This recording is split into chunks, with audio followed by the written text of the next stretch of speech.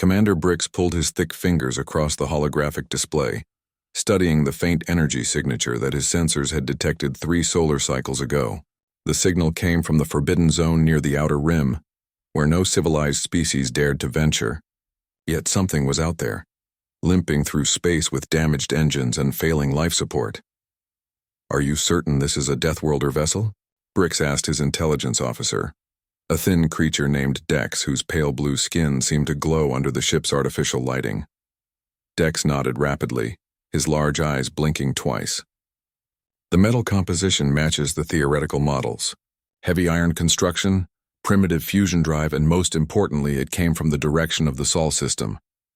Brix felt his breathing slow. Every child in the Confederation learned about Deathworlders in their basic education programs. Monsters from hostile planets where gravity crushed bones and radiation poisoned blood. Worlds where predators hunted in packs and survival meant constant violence. The scientists claimed such beings could not possibly develop intelligence, yet the legends persisted. "Only one life form aboard," Dex continued, his voice dropping to a whisper. "The ship appears to be a research vessel of some kind. Our best chance to study one of these creatures without alerting their entire species. The opportunity was too valuable to ignore." For 200 years, the Confederation had expanded across the galaxy by absorbing peaceful civilizations through trade agreements and technological superiority. They had never encountered serious resistance because they chose their targets carefully. Primitive worlds with cooperative populations who would benefit from Confederation membership. But Deathworlders represented something different, something dangerous. If the legends were true, these beings could not be negotiated with or controlled through normal means. They would need to be understood before any contact could be attempted. "Prepare the capture protocols," Brix ordered. "Full electromagnetic pulse to disable their systems, then tractor beam engagement. I want that vessel brought aboard our cargo bay within the hour." His crew moved with practiced efficiency. The Confederation vessel Star's Promise was designed for exactly this type of operation. Science ship on the outside, but equipped with military-grade systems hidden beneath its peaceful exterior. The perfect tool for acquiring specimens from dangerous species. The human ship was smaller than expected, roughly the size of a Confederation shuttle. Its hull showed signs of recent damage, probably from asteroid impacts or equipment failures. Whatever had brought this creature so far from its homeworld, it was not by choice. "EMP charge ready," announced his weapons officer. "Fire." The electromagnetic pulse struck the human vessel like an invisible fist. Its lights went dark immediately, and the faint engine glow that had been pushing it forward disappeared. The ship began to drift, powerless and vulnerable. Tractor beam engaged, bringing the vessel aboard now. Brix watched through the observation ports as the alien ship was drawn into their cargo bay. Up close, he could see details that made his skin crawl. The hull was covered in symbols that looked like scratches or claw marks. Primitive writing, perhaps, or decorative scarring. The metal itself was dark and rough, like something hammered together in a forge rather than precision manufactured. "Life signs still stable," Dex reported. "The creature appears to be unconscious, probably from oxygen deprivation when their life support failed. Maintain atmospheric pressure in the cargo bay, but do not open that vessel until our containment systems are ready," Brix commanded. "I want energy barriers, sleep gas dispensers, and neural suppressors all online before we attempt extraction." The next hour passed slowly as his team prepared for the most dangerous operation any of them had ever attempted. The containment chamber they constructed was based on designs used for the most violent predators in the galaxy. Force fields strong enough to stop a charging tunnel beast, sedative systems that could drop a mountain climber into deep sleep, and neural dampeners that would prevent any attempt at telepathic escape. When everything was ready, Brix gave the order to cut through the human ship's hull. His crew used precision lasers to create an opening large enough for extraction while maintaining life support for the creature inside. The first glimpse of the Deathworlder made several crew members step backwards in fear. It was smaller than the legends suggested, roughly the same size as a Confederation citizen, but the similarities ended there. The creature's skin was a strange pinkish color, and thick dark hair covered its head. Its face was flat and predatory, with forward-facing eyes that spoke of a lifetime spent hunting prey. But strangest of all, the creature was wearing clothes. not the simple coverings that primitive species used for protection from their environment, but carefully constructed garments that showed artistic sensibility. The fabric was woven in complex patterns, and the fit suggested advanced understanding of body mechanics.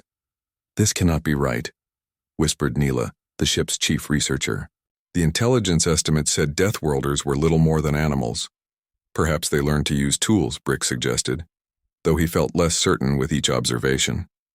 Many predator species develop basic problem-solving abilities. The extraction process took another 30 minutes. Remote handling arms carefully lifted the unconscious creature from its vessel and transferred it to the containment chamber. Throughout the process, the deathworlder remained limp and unresponsive, breathing steadily but showing no signs of awareness. Once the creature was secured behind multiple layers of force fields and monitoring equipment, Bricks allowed himself to relax slightly. They had successfully captured a living deathworlder without incident. The scientific value of this achievement would secure his place in Confederation history. "Begin preliminary scans," he ordered. "I want to know everything about this creature's biology, capabilities, and weaknesses, but maintain maximum security protocols at all times. We have no idea what this thing might be capable of when it awakens." As his crew began their work, Brick stared at the unconscious figure in the containment chamber. The creature looked almost peaceful in sleep, its features relaxed and harmless. But he could not forget the warnings he had learned as a child. Deathworlders were not just physically dangerous. They were unpredictable. They thought differently than civilized beings, solving problems through violence and aggression rather than cooperation and compromise. The next few days would reveal whether those warnings were based on truth or superstition. Either way, Bricks intended to be ready for whatever this creature might do when it finally opened its eyes. Dr. Alex Rivers opened her eyes to a world of crystal and light. The walls around her seemed to be made of clear material that hummed with energy, creating a barrier she could not touch. Beyond the transparent prison, strange figures moved back and forth, studying displays and making notes on devices she did not recognize. The first thing Alex noticed was that gravity felt wrong, too light, as if she were on a moon rather than a planet or proper spacecraft. The air tasted clean but artificial, filtered through systems that removed every trace of natural scent. Even the light was wrong, coming from panels that glowed with cold efficiency rather than the warm radiation of a star. Her captors were unlike anything she had ever imagined. Tall and thin with pale skin that seemed almost transparent. Their heads were larger than human proportions would suggest, and their eyes took up much of their faces. They moved with careful, deliberate motions, as if sudden movements might cause them injury. One of the creatures approached her containment field, carrying a device that projected images into the air between them. The first image showed a simplified representation of Alex herself, followed by basic mathematical concepts, then crude drawings that seemed designed to establish communication. Alex remained still, watching and learning. Her training as a xenobiologist had prepared her for first contact scenarios, though she had never expected to be the subject rather than the researcher. The creatures clearly possessed advanced technology, but their approach suggested they had limited experience with intelligent species that might resist capture. The lead researcher, who Alex mentally nicknamed Tall Gray due to its height and coloring, spent hours attempting to establish basic communication. It would point to objects and display symbols, obviously trying to build a vocabulary. Alex cooperated to a limited degree, learning their words for basic concepts while revealing as little as possible about her own language or knowledge. During these sessions, Alex gathered information about her captors. They seemed to operate as a collective, with each individual following strict protocols rather than making independent decisions. When one creature encountered a problem, it would consult with others before proceeding.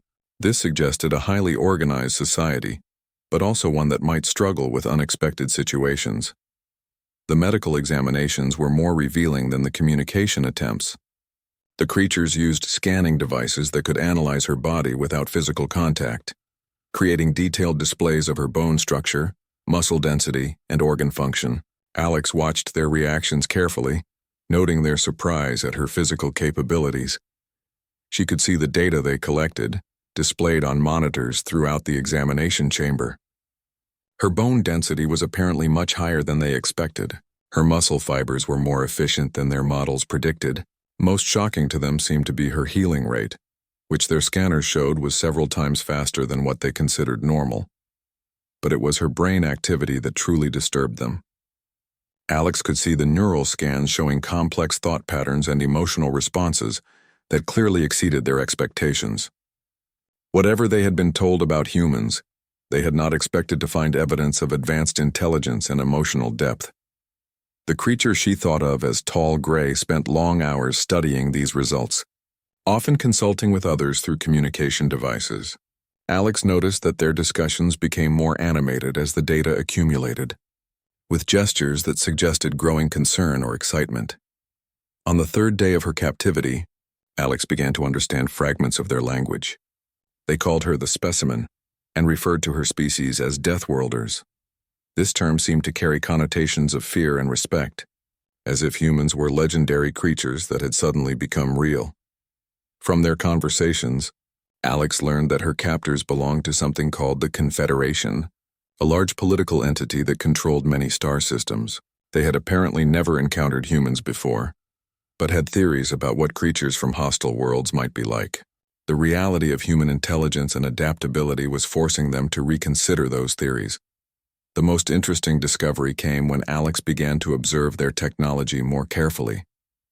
The energy barriers that held her were sophisticated but predictable, following patterns that suggested automated control systems. The monitoring equipment operated on regular cycles, scanning her at predetermined intervals. Even the air circulation followed a strict schedule. Everything about their ship seemed designed for maximum efficiency and minimum risk. Safety protocols governed every operation, with multiple backup systems and redundant controls. It was the work of a species that had engineered away most sources of danger and uncertainty from their environment. This gave Alex her first real hope of escape. A society that had eliminated risk would have difficulty dealing with someone trained to manage dangerous situations. Their systems would be designed to handle technical failures or procedural errors, but not deliberate sabotage by an intelligent opponent. During the medical scans, Alex began to study the equipment as carefully as it studied her. She memorized the control interfaces, noted the power sources, and identified the communication pathways between different systems. Her captors seemed to assume she was too primitive to understand their technology, a mistake that might prove costly. By the end of her first week in captivity, Alex had learned enough of their language to understand basic conversations. She knew the names of several crew members, the layout of the immediate area around her cell, and the general schedule of ship operations. More importantly, she had identified several weaknesses in their security systems that could potentially be exploited, but Alex was careful not to reveal any of this knowledge. She continued to play the role of a confused primitive, responding to their tests with apparent bewilderment while secretly gathering intelligence. Her captors seemed pleased with their progress in studying her, unaware that she was studying them with equal intensity. The irony was not lost on Alex. These creatures had captured what they thought was a dangerous beast, only to find an intelligent being capable of learning and adapting. But they were so focused on studying her physical capabilities that they failed to recognize the true threat she represented. They were teaching her everything she needed to know about their weaknesses while assuming she was too primitive to use that information against them. As Alex lay in her crystal prison, watching her captors work through another day of routine procedures, she began to formulate a plan. Escape would require patience, careful timing, and the ability to turn their own technology against them. But for the first time since awakening in this strange place, Alex felt confident that she would eventually find her way home. The question was not whether she could escape, but whether her captors would survive the experience of learning what humans were truly capable of when pushed to their limits. 3 weeks into her captivity, Alex had learned enough of the Confederation language to understand the true nature of her situation. The conversations between her captors revealed a galaxy-spanning empire built on principles that made her stomach turn with disgust. The Confederation did not conquer worlds through military force. Instead, they identified primitive civilizations and offered them membership through trade agreements and technological gifts. Once a species became dependent on Confederation technology, they were gradually absorbed into a rigid caste system, where advancement was impossible and resistance was managed through careful control of resources. Neela, the chief researcher, spoke freely in front of Alex about the integration process used on newly discovered species. Populations were relocated to nature preserves that were actually carefully controlled environments. Their original technologies were replaced with Confederation systems that could be remotely disabled if the population became troublesome. Within a few generations, most species forgot they had ever been independent. The Deathworlder specimen presents unique challenges, Neela explained to her assistant during one of their daily briefings. Most species we encounter are naturally cooperative and respond well to guidance. But this creature comes from an environment where cooperation requires active choice rather than instinctive behavior. Alex listened carefully while pretending to sleep.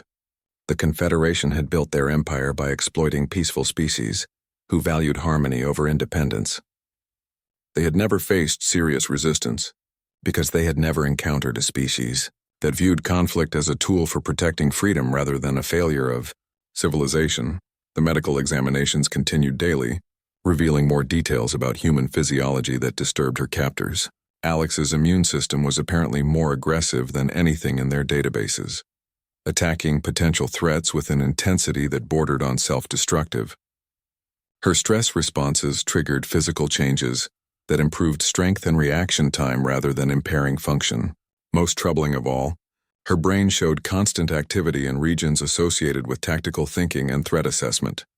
The specimen never stops analyzing its environment, Neela noted during one session. Even in apparent sleep, neural activity suggests continuous processing of sensory input and strategic planning. This is not the behavior of a primitive animal, but of an advanced predator constantly preparing for opportunity or danger.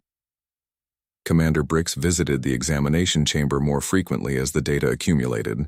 Alex could sense his growing unease as the evidence mounted that humans were not the mindless beasts his people had expected. During his conversations with Neela, certain phrases kept appearing that gave Alex insight into Confederation psychology. They referred to natural order as a system where intelligent beings chose cooperation over conflict. Violence was seen as evidence of failed evolution, a sign that a species had not yet learned to resolve disputes through rational discussion. The idea that intelligent beings might deliberately choose aggression as a tool for protecting their values was literally incomprehensible to them. This philosophical blindness created opportunities that Alex began to explore carefully. During the medical scans, she started testing the limits of the monitoring equipment by making subtle movements that appeared accidental. The systems were designed to detect obvious escape attempts, but they struggled with behavior that fell into gray areas between compliance and resistance. When she shifted position during scans, the automated systems would note the movement, but classify it as natural restlessness rather than deliberate testing. When she asked questions about the equipment, her captors interpreted this as primitive curiosity rather than intelligence gathering. Their assumption that humans were incapable of sophisticated deception made them vulnerable to exactly that kind of attack. Alex also began to understand the ship's routine through careful observation. The crew followed strict schedules that prioritized efficiency over security. Shift changes occurred at precise intervals, with minimal overlap between personnel. Emergency procedures were clearly defined and practiced regularly, but they focused on technical failures rather than deliberate sabotage. Most importantly, the ship's systems were heavily automated and interconnected. Life support, artificial gravity, communications, and security all operated through a central computer network that was designed for maximum reliability. Multiple redundant systems ensured that single failures could not disable critical functions. But this complexity also created potential vulnerabilities for someone who understood how the different systems interacted. During her 4th week of captivity, Alex discovered that the medical scanning equipment was connected to the ship's main computer network.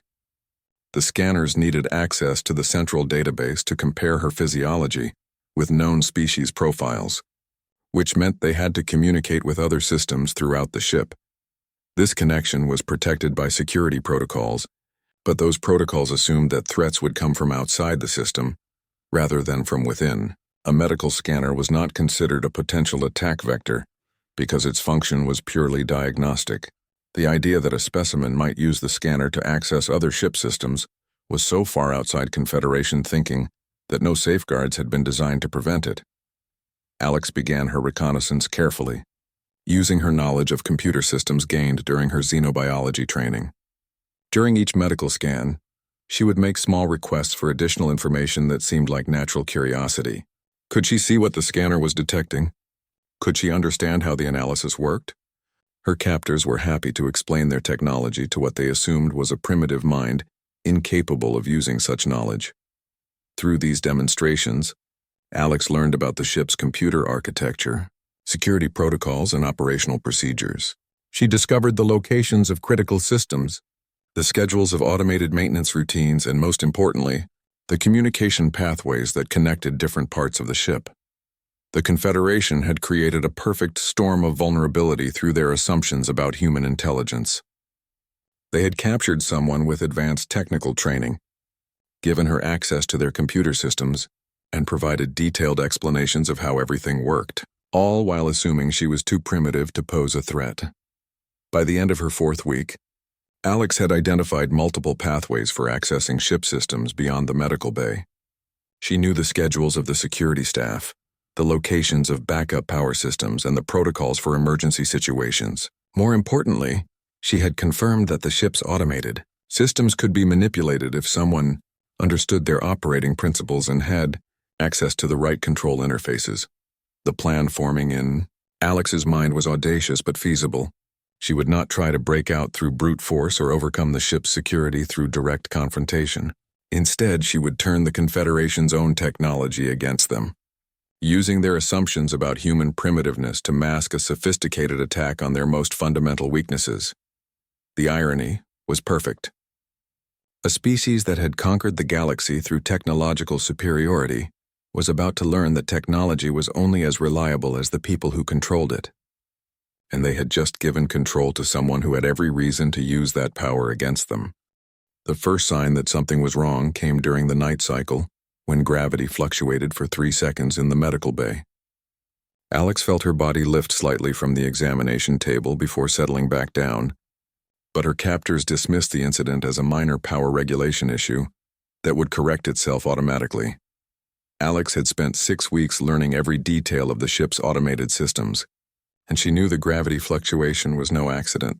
She had used her access to the medical scanners to plant a series of subtle commands in the ship's maintenance protocols, instructions so small and routine-looking that they passed unnoticed through multiple security checks. The beauty of her approach was that she was not attacking the ship's systems directly. Instead, she was teaching them to attack each other. A gravity generator that received conflicting instructions from life support monitoring. An air circulation system that tried to compensate for temperature readings that did not match environmental sensors. Small discrepancies that grew larger as automated systems attempted to correct problems that existed only in their programming. Neela arrived early for the daily examination, her large eyes showing signs of stress that Alex had not seen before. The researcher moved more carefully than usual, checking her equipment multiple times before beginning the routine scans.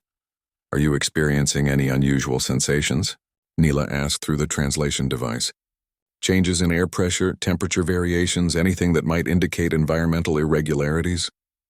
Alex shook her head innocently while hiding her satisfaction. The ship's environmental systems had been reporting minor anomalies for the past week. Nothing serious enough to trigger emergency protocols, but enough to make the crew nervous.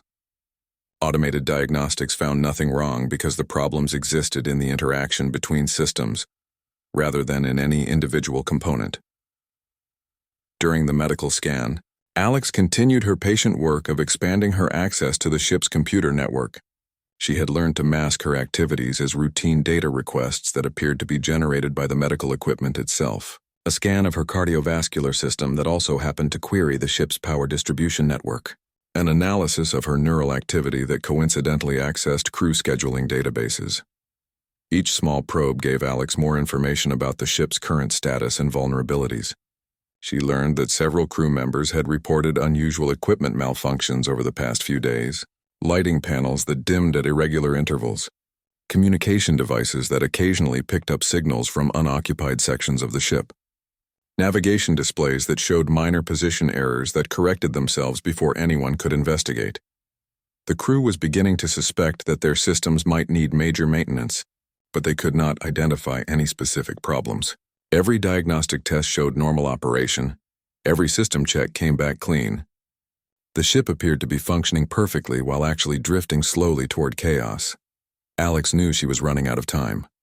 Her subtle sabotage would eventually be discovered by more detailed analysis, and her window for escape was narrowing. But she also knew that panic would make her captors more dangerous. She needed them to remain confident in their control until the moment she was ready to act. The opportunity came when Commander Brix decided to accelerate the research schedule. The strange equipment malfunctions had made him nervous about remaining in the Outer Rim longer than necessary, and he wanted to complete the Deathworlder study before returning to Confederation space. "We will conduct a comprehensive neural mapping session," he announced during the morning briefing. "Full brain activity analysis while the specimen is conscious and responsive. I want to understand how this creature thinks before we encounter others of its species." Alex felt her pulse quicken with anticipation. A comprehensive neural mapping would require connecting her directly to the ship's most powerful computer systems to process the massive amounts of data generated by a complete brain scan. The medical bay's equipment was not sufficient for such detailed analysis, which meant they would need to establish direct links to the central processing cores. The preparation took most of the day. Additional scanning equipment was brought to the medical bay, along with computer terminals that provided direct access to the ship's main databases. Thick cables were run from the central processing units to support the advanced neural mapping protocols. By evening, Alex was surrounded by more computing power than she had dared hope to access. "The scanning process will take several hours," Neela explained as she activated the equipment. "You may experience some disorientation as we map different regions of your brain activity. Please remain as still as possible to ensure accurate readings." Alex nodded obediently while her mind raced with possibilities. The neural mapping scanners would be reading her thoughts in real time, which meant she could potentially influence the data they collected by thinking about specific concepts during the scan. But more importantly, the scanners would need to communicate constantly with the ship's computers to process and store the massive amounts of information they generated. As the scanning began, Alex felt a strange tingling sensation as the equipment analyzed her neural patterns. On the displays around her, she could see her own thoughts translated into complex data streams that flowed directly into the ship's central computers. The connection was exactly what she had been waiting for. While Neela and her assistants focused on the neurological data, Alex began to think very carefully about computer systems, network protocols, and system administration procedures. The neural scanners dutifully recorded these thoughts and transmitted them to the central computers as part of the mapping data. But embedded within her thoughts about computer systems were specific commands disguised as memory patterns, instructions that would be interpreted by the ship's computers as legitimate administrative requests, rather than foreign code. Alex was literally thinking her way into the ship's control systems, using her own brain patterns as a delivery mechanism for carefully crafted attack programs. The process required tremendous concentration. Alex had to maintain normal conversation with her captors, while simultaneously crafting complex computer commands in her thoughts. Any obvious attempt to manipulate the scanning process would be detected immediately, so her mental infiltration had to appear completely natural. Hour by hour, Alex inserted more instructions into the ship's computers through the neural scanning data. Commands to disable security protocols at specific times, instructions to create false sensor readings that would mask her movements. Programs designed to turn the ship's automated systems against their operators when the moment was right. As the scanning session continued into the night cycle, Alex felt the ship's computer network gradually coming under her control. Not through brute force or obvious hacking, but through patient manipulation that appeared to be nothing more than the routine operation of a medical scanner, mapping an alien brain. When the session finally ended near dawn, Neela seemed pleased with the data they had collected. "Remarkable neural complexity," she noted to her assistants. "The specimen shows activity patterns that suggest sophisticated reasoning abilities far beyond what we expected from a Deathworlder species." Alex smiled wearily, exhausted from hours of concentration, but satisfied with her night's work. Neela was more right than she realized. The neural mapping had indeed revealed sophisticated reasoning abilities. But not in the way the researcher expected. The ship's computers now contained a hidden network of programs that would activate according to Alex's carefully planned timeline. In less than 12 hours, the Confederation crew would discover that their captive Deathworlder had been far more dangerous than they could possibly have imagined. The ship's emergency alarms began wailing at exactly 0300 hours during the quiet night cycle. Alex had programmed the timing carefully, choosing a moment when most of the crew would be asleep, and the skeleton night shift would be operating with minimal supervision. Commander Brix rushed to the command center in his sleeping clothes, his large eyes wide with confusion, as status displays flickered between normal readings and critical warnings. The ship's automated voice announced a cascade of seemingly unrelated problems: environmental controls malfunctioning, navigation sensors reporting impossible readings, and power distribution networks fluctuating beyond acceptable parameters. "What is the status of the specimen?" Brix demanded as soon as he reached the command center. "Containment fields are stable," reported the night duty officer, a nervous creature named Pip, whose thin fingers danced across control interfaces. "The Deathworlder appears to be sleeping normally. All monitoring systems show standard life signs." But even as Pip spoke, the containment field displays began showing irregular power fluctuations, not enough to compromise the barriers holding Alex, but enough to trigger additional warning signals that added to the chaos of alarms already echoing through the ship. Alex lay perfectly still in her crystal prison, breathing slowly and evenly while her mind monitored the progress of her carefully orchestrated attack. Through her infiltration of the ship's computer network, she could observe every system on the vessel as her hidden programs gradually took control of critical functions. The beauty of her approach was that nothing appeared to be deliberately sabotaged. Every malfunction could be explained as a cascade failure, triggered by the interaction of complex automated systems. The crew ran diagnostic after diagnostic, but each test showed individual systems operating within normal parameters. The problems existed in the spaces between systems, in the communication protocols and feedback loops that connected different parts of the ship. "Sir, we're getting reports of equipment failures throughout the ship," Pip announced, his voice rising with stress. "Lighting irregularities in sections 7 through 12, artificial gravity fluctuations in the research decks, and communication static on all internal channels." Brix stared at the displays, trying to make sense of the pattern of failures. His species had built their civilization on the principle that technology could eliminate uncertainty and risk. Automated systems were supposed to be more reliable than biological decision-making, immune to the emotional errors that plagued organic minds. Yet somehow their most advanced vessel was coming apart around them for no discernible reason. "Could this be some kind of attack?" asked Dex, the intelligence officer, as he reviewed security readings from his station. "From whom?" Brix replied.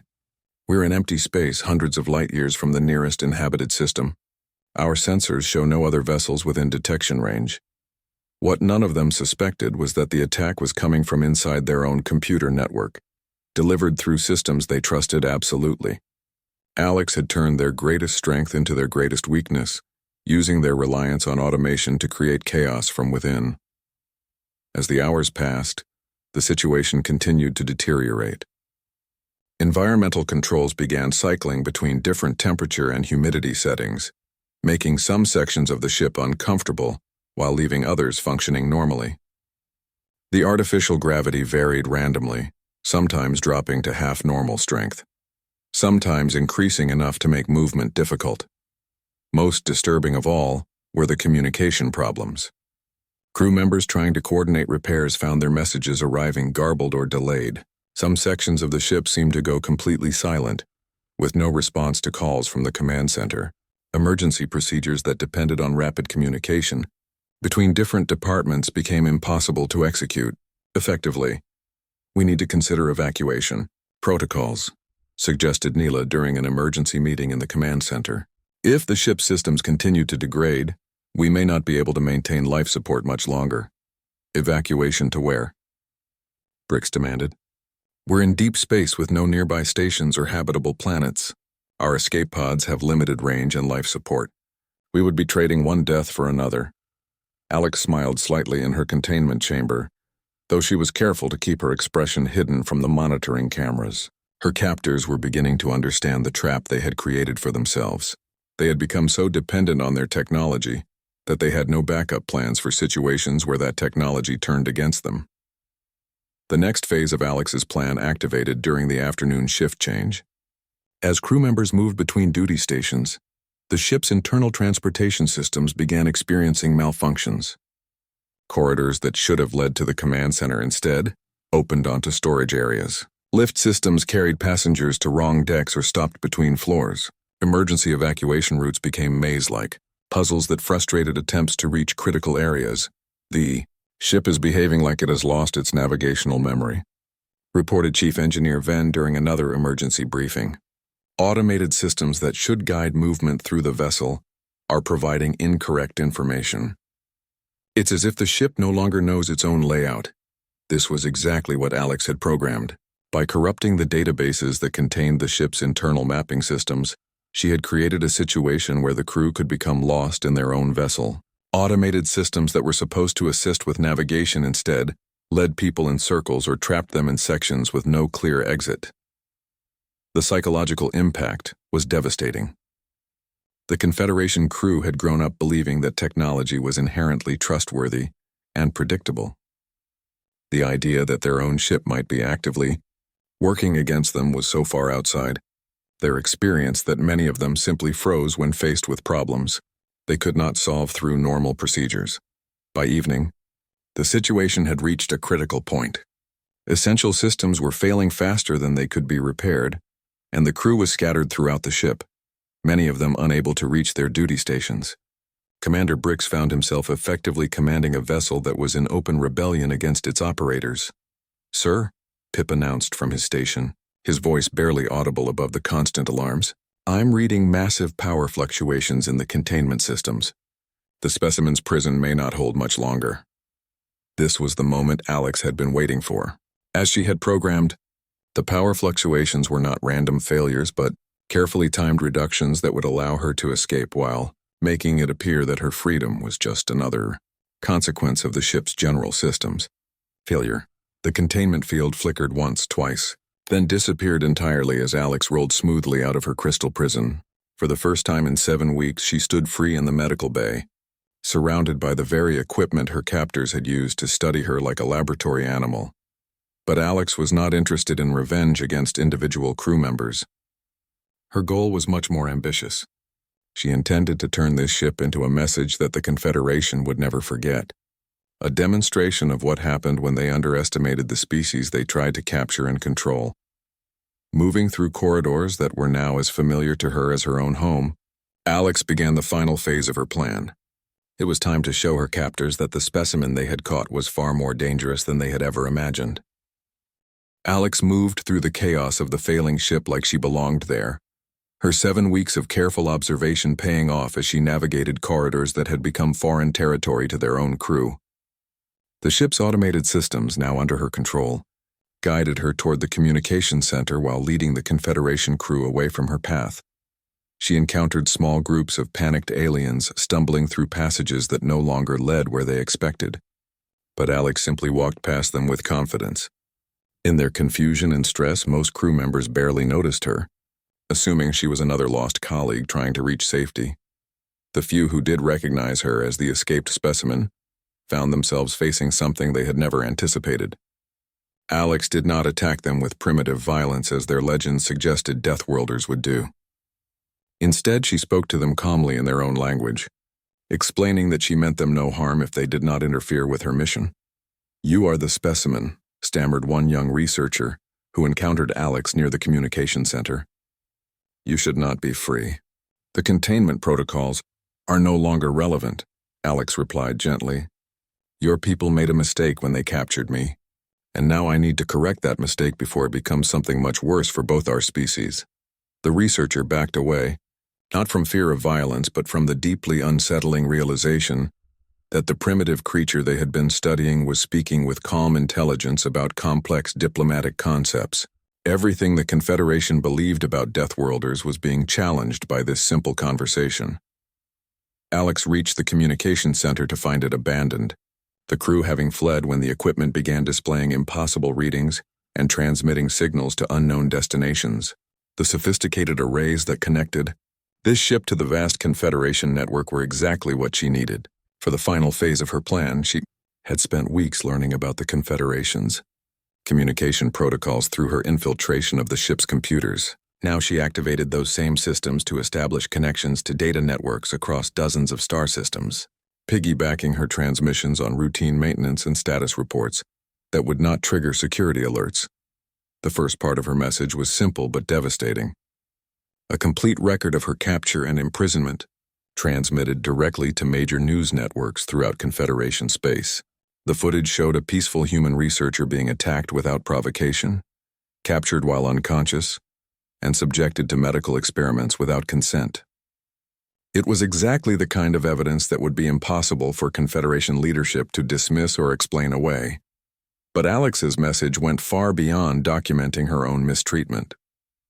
Using the ship's research databases, she compiled a comprehensive exposure of the Confederation's true methods of expansion, the nature preserves that were actually prison colonies, the technological dependencies that prevented conquered species from maintaining independence, the careful manipulation of primitive civilizations that were absorbed into the empire without ever understanding what they had lost. Most importantly, Alex transmitted detailed information about humanity itself. Not the primitive savages the Confederation expected, but a species of 8 billion individuals who had developed advanced technology, complex philosophy, and most threateningly, a strong cultural commitment to independence and self-determination. The data she sent included footage of human cities, universities, and space installations. Evidence of scientific achievements that rivaled or exceeded Confederation capabilities. Documentation of human history, showing a species that had survived countless disasters and conflicts through adaptation and cooperation, rather than submission to external control. "This is what you captured," Alex said in her recorded message that accompanied the data transmission. "Not a monster from a primitive world, but a representative of a civilization that has never learned to accept slavery disguised as protection. We are not alone in the galaxy, and we are not afraid of species that mistake cruelty for strength." As Alex worked at the communication arrays, Commander Brix finally reached the communications center with a small group of security personnel. He stopped in the doorway, staring at the human who had single-handedly brought his ship to the brink of total systems failure. "You did all of this," he said, not quite able to believe what he was seeing. "The equipment failures, the navigation problems, everything. But you're supposed to be a primitive animal." Alex turned from the communication console to face him, her expression calm and patient. "That was your first mistake, Commander. You assumed that because humans come from a dangerous world, we must be dangerous in the ways you expected. You never considered that we might be dangerous in ways you had never encountered. What do you want?" Brix asked, his voice hollow with the realization that his entire understanding of the situation had been wrong from the beginning. "I want to prevent a war," Alex replied simply. "Your people captured me to study what they thought was a monster. Instead, they found a diplomat. Now I'm sending a message to your leadership that will help them understand the choice they need to make." On the displays around them, Alex's transmission continued to flow through the Confederation communication network. Technical specifications for human technology that demonstrated capabilities the Confederation had never encountered. Historical records showing how humans had responded to attempted conquest in the past. Most significantly, star charts showing the locations of human colonies and military installations throughout local space. "This is first contact between our species," Alex continued. "But it doesn't have to be last contact. Humans are capable of peaceful cooperation with species that approach us with respect and honesty. We're also capable of defending ourselves against those who mistake our willingness to negotiate for weakness." Brix felt his breathing becoming irregular as he absorbed the implications of what he was seeing. The Confederation had built their empire by targeting isolated, peaceful civilizations that could be overwhelmed by superior technology and absorbed gradually through economic dependence. But humans represented something entirely different, a technologically advanced species with a proven capacity for resistance and a cultural commitment to defending their independence. "Your transmission will be detected," Brix said weakly. "Confederation security will trace the signal back to the ship." "I'm counting on it," Alex replied with a slight smile. "I want your leaders to know exactly where this message came from and under what circumstances it was sent. I want them to understand that their first attempt to capture and study a human resulted in that human taking control of one of their most advanced research vessels. As if to emphasize her point, the ship's automated systems began executing the final phase of Alex's programming. Throughout the vessel, displays activated to show human faces and voices delivering messages of greeting and peaceful intent, but also clear warnings about the consequences of treating humanity as a potential conquest target. This ship will continue broadcasting these messages until your leaders respond, Alex explained. Your crew will not be harmed, but they will also not regain control of their vessel until the Confederation demonstrates that they understand the new reality of human-alien relations. Alex walked past the stunned security personnel toward the ship's shuttle bay, where she had already programmed one of their small craft to take her toward the nearest human outpost. None of the Confederation crew tried to stop her. They were too overwhelmed by the realization that everything they thought they knew about Deathworlders had been proven catastrophically wrong. As Alex's shuttle departed from the crippled research vessel, she looked back at the ship that had been her prison for 7 weeks. It would continue broadcasting her message throughout Confederation space, a constant reminder that humanity was not a species that could be captured, studied, and controlled through the methods that had worked on so many other worlds. The first Deathworlder the Confederation had caught would indeed be the last one they ever saw as captives. From now on, any meetings between humans and aliens would take place between equals, with both species understanding exactly what the other was capable of when pushed too far. Alex smiled as she set course for home, knowing that her captivity had achieved something far more important than her own freedom. She had ensured that humanity's introduction to galactic civilization would begin with respect rather than subjugation, setting the stage for relationships based on mutual strength rather than predator and prey. The Confederation would have to choose: accept humans as equals, worthy of diplomatic contact, or face the consequences of treating a species of 8 billion Deathworlders as enemies. Alex was confident they would make the right choice, if only because the alternative was too terrible for even their rigid imaginations to contemplate.